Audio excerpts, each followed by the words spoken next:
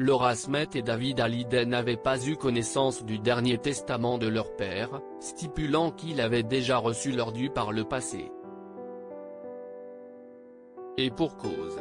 BFM TV révèle ce vendredi 16 février que le chanteur avait rédigé pas moins de 6 testaments de son vivant, et non 4, comme cela avait été rapporté. Le premier remonte à 1997, le deuxième à 2006, le troisième à 2007 et le quatrième à 2011. Durant l'année 2014, le chanteur a rédigé 2 testaments, un en avril et le dernier en date, en juillet.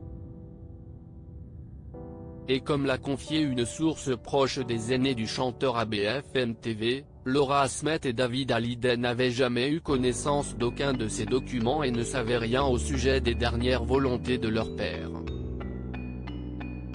Toujours selon BFM TV, les aînés de Johnny Hallyday auraient récemment pris connaissance de 4 des testaments du chanteur, ceux de 1997, de 2006, de 2007 et d'avril 2014.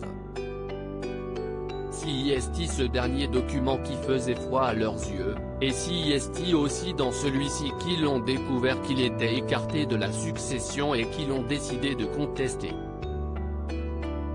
Cependant, ils n'auraient pas eu connaissance du dernier testament rédigé en juillet 2014, où Johnny Hallyday expliquant pourquoi il ne léguait rien à ses enfants aînés.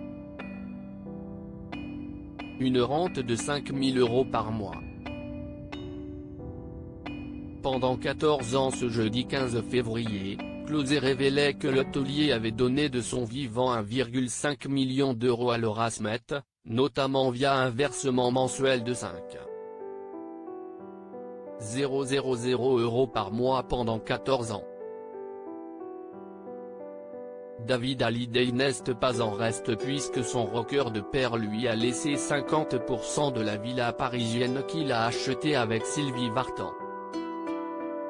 Johnny avait aussi volé au secours de son fils lorsque ce dernier avait dû s'acquitter d'un redressement fiscal de 2 millions de francs à la fin des années 90.